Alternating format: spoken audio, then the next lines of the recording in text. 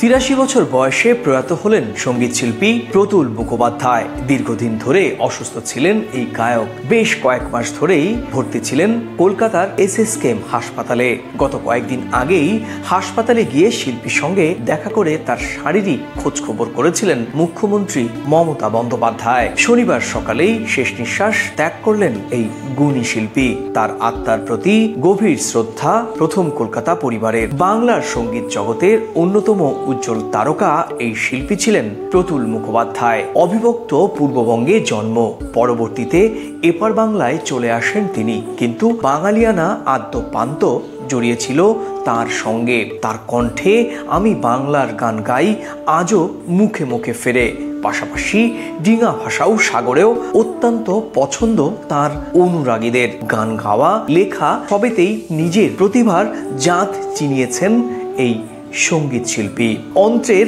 অস্ত্রোপচারের পর হৃদরোগে আক্রান্ত হয়েছিলেন এই শিল্পী। গত সোমবার রাতে তার শারীরিক অবস্থার অবনতি হয়। ITIতে স্থানান্তরিত করা হয়েছিল প্রতুল মুখোপাধ্যায়কে। শিল্পীর প্রয়াণ হলেও থেকে যাবে তার অসামান্য সৃষ্টির মৌতাত। 1942 সালের 25শে জুন অবিভক্ত বাংলার বরিশালে জন্ম প্রতুল মুখোপাধ্যায়ের। বাবা প্রভাতচন্দ্র মুখোপাধ্যায় ছিলেন একজন সরকারি স্কুলের শিক্ষক। মা বাণী মুখোপাধ্যায় ও প্রতুলকে নিয়ে দেশভাগের পর এপার বাংলায় চলে আসেন তিনি। থাকতে শুরু করেন রাজ্যের হুগলি জেলার চুঁচুড়ায়। অল্প বয়স থেকেই কবিতায় সুর দিতেন প্রতুল মুখোপাধ্যায়। কবি মঙ্গলচরণ চট্টোপাধ্যায়ের আমি ধান কাটার গান গাই কবিতা দিয়ে শুরু। নিজেও গান লিখতেন, অথচ প্রথাগত কোনো সঙ্গীত শিক্ষাই ছিল না তার। নিজে হৃদয়ে নিঃসৃত আবেগকেই সুর ও কথার মেলবন্ধনে বেঁধে ফেলতে শিখে গিয়েছিলেন।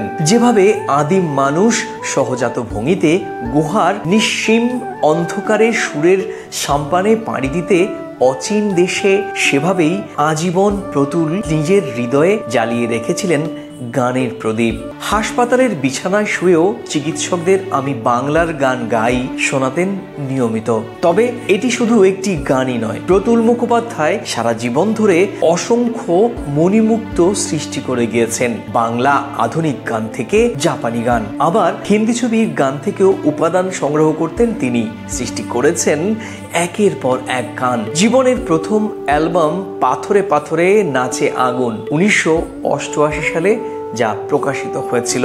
তবে সেটি একক অ্যালবাম ছিল না, অন্য শিল্পীদের সঙ্গে মিলে কাজ করেছিলেন সে সময়। এরপর 1994 সালে যেতে হবে প্রতুলের প্রথম একক অ্যালবাম, শেষ অ্যালবাম ভোর, যা প্রকাশিত হয় 2022 সালে। আর সেখানেই সংকলিত হয়েছিল শিল্পীর অপ্রকাশিত অনেকগুলো গান।